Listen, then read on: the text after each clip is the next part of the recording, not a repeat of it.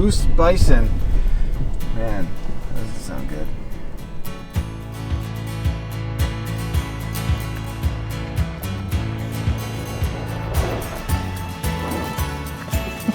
So I start with my name. Are we recording? I'm Coulter, founder and CEO of Sunday, and we're at the Tallgrass Prairie Preserve in Oklahoma. So we've been donating here for over 2 years since Sunday started, and we're here just to learn about what they do here, what it looks like, and just see it firsthand for the first time.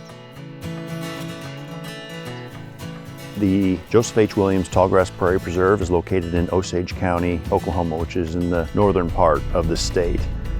One of the things I tell people when they come to visit the Tallgrass Prairie Preserve is that this is a big place. This is 40,000 acres in size. That's somewhere around 60 square miles. But in the whole grand scheme of things, that's just a postage stamp compared to what used to be here in this part of the world. You know, Walt Whitman called prairies the characteristic American landscape. Tallgrass as an ecosystem was originally, if not the largest, one of the largest in North America. It stretched from southern Canada down through the center of the United States, all the way to the Gulf of Mexico. We as the Nature Conservancy, what we're interested in doing is preserving biological diversity. Back when we first protected the property, we expected to find maybe 250, 300 species of plants. We've found over twice that much. So very diverse, biologically rich landscape. There's many, I think of it as kind of ecological services that the prairie provides. Clean air, clean water, and the prairie is a wonderful carbon storage bank, sequestering carbon in the soil and constantly adding to that.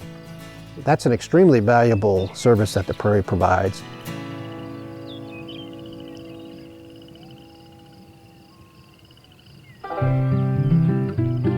In the world of preserved wilderness and sacred places in the United States, this is one that's not talked about or has a lot of awareness around it. You know, it used to be something that covered most of the country as far as the eye could see in all directions, as far as you could drive for days. You know, that was all native tallgrass prairie. And now there's just a tiny portion, a few percent of that left. It's something that almost went to zero. And because people like the Nature Conservancy, because of the Oklahoma Tallgrass Prairie Preserve, they were able to keep that, you know, some pieces of it remaining in its purest, most natural form. Our mission is to conserve lands and waters upon which all nature depends. And the Nature Conservancy is really focused on that intersection of how nature and people can thrive together. We need people to better understand the beauty and the ecosystem services that nature provides people. Is this from a bison? Probably, yeah. Yeah. Bison patty. You can take it as a souvenir. This is the largest protected tallgrass prairie, we think, globally. And for sure, this is the most aggressive attempt to try to restore that whole ecosystem. And so, among all the different institutions involved out here, we've had about 200 scientific publications that have come off the preserve. So, a beautiful, interesting, powerful place attracts great partners, and we've been blessed with that. These type of partnerships are absolutely critical, and partnering with Sunday has been such a reward for the organization and for prairies and grasslands. Not everybody lives here. Not everybody can see and experience it every day, and we need people to care who don't live here. We need people to understand the value that these working lands provide the world. We're not just enriching our lives, we're enriching our children's lives, our grandchildren's lives, and successive generations. And this place has become increasingly unique and increasingly important.